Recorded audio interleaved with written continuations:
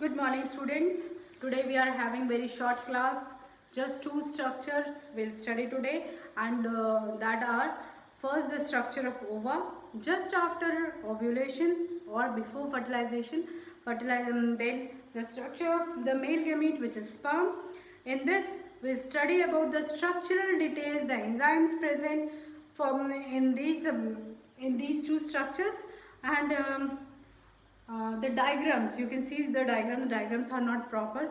Sorry for this, I'll apologize for the diagram because my board is very slippery and I am unable to make a proper diagram. So students, just you make proper diagram and study through that and this one. So this structure of sperm, we'll study these two structures and let's begin with this one first. This is the structure of a mature ova after ovulation. We'll start from the outside, these irregular structures. These irregular structures are termed as corona radiata. Corona radiata, it gives a crown-like appearance to the ova. At the time of ovulation, it protects the inner component, it protects the egg before fertilization and until the sperm is able to penetrate into the corona radiata, then only it can fuse with the egg. So for penetrating inside the corona radiata, it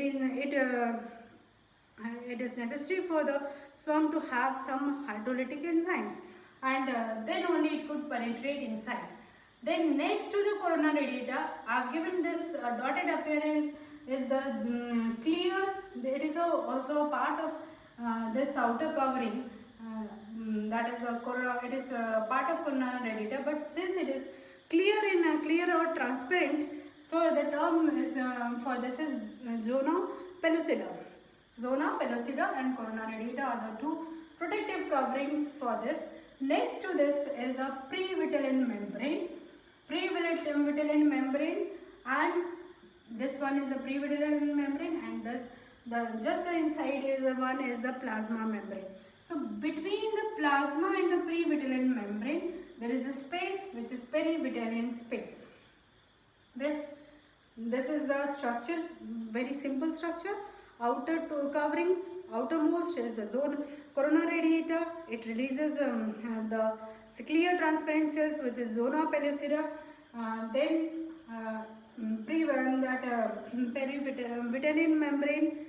Next to it is the plasma membrane. Between the plasma membrane and vitelline membrane, there is a space which is perivitelline space.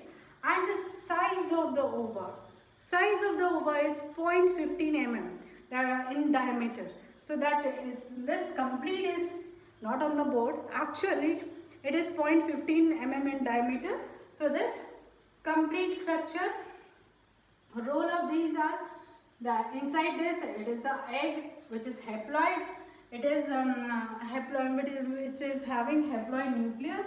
This is at the time of ovulation. I have explained in the previous class that at the time of ovulation the ova is a secondary oocyte which is having a haploid nucleus. Secondary oocyte with haploid nucleus. Then the ova is having polarity. Polarity, the end at which the polar bodies are released is termed as animal pole, and the end opposite to that animal pole is the vegetal pole. So the polarity of the ova is, it is having two poles, animal pole where the polar bodies are released, vegetal pole just opposite to the animal pole. Diameter is 0.15 mm.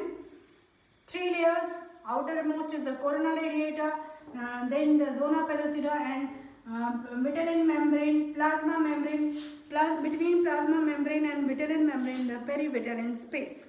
Moving to the next topic, which is we'll start with the acrosome.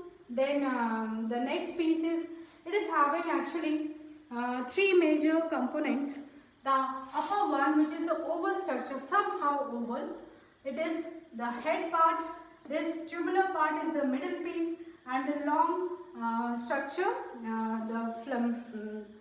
the long string-like structure or from that flagellum, it is termed as the tail. Just above the head is a projection which is termed as acrosome. It is the projection of the head also. The acrosome, it is having digestive enzymes or the hydrolytic enzyme. Hydrolytic enzymes which helps the sperm to enter through these layers, to enter through the corona radiata, to enter through the zona pellucida.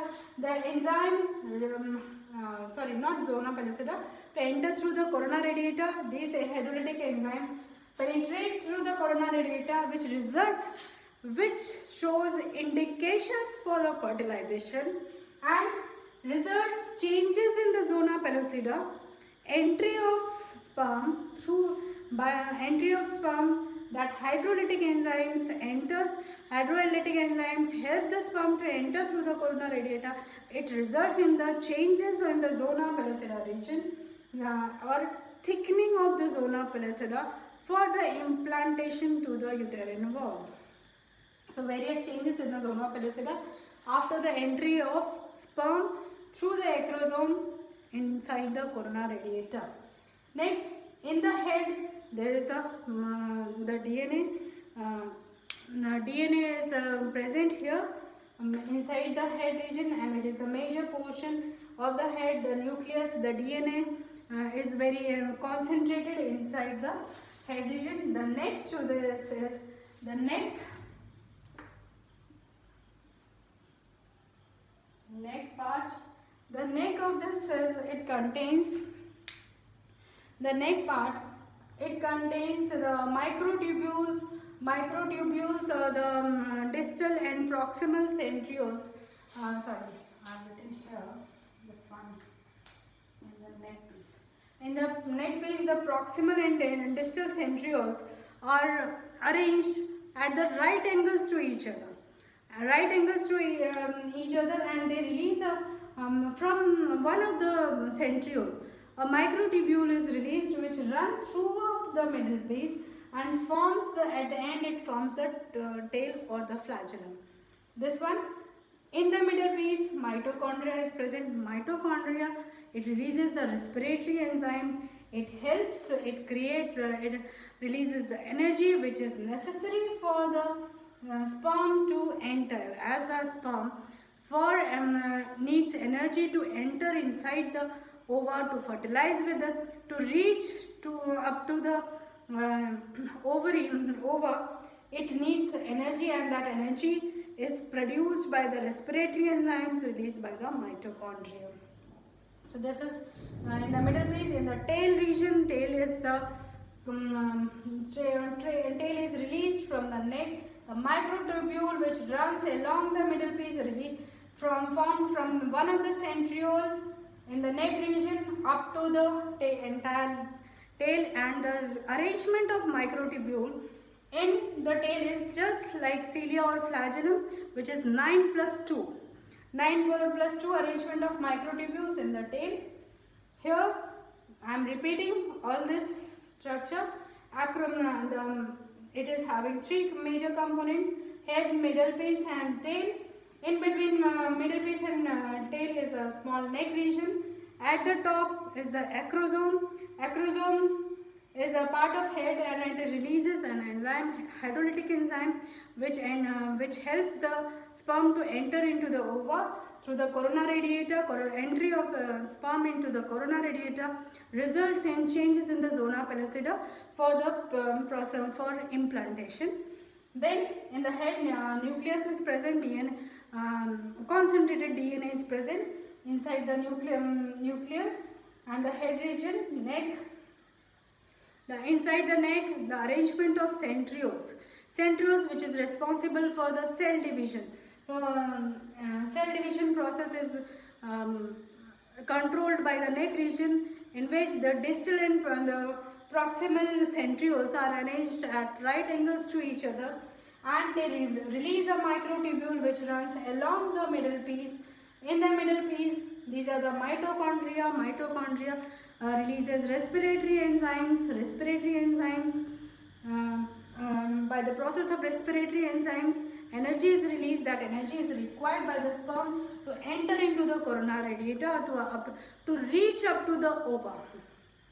So this, and the tail which is a part of microdome, which contains a microtubule, which is protruded from the neck region, from the centriole, one of the centriole of the neck region. It runs along the middle piece and forms the tail or the flagellum, which flaps or helps in the sperm to swim up to the ova. Tail, in the tail, the microtubule component is arranged in 9+2 manner.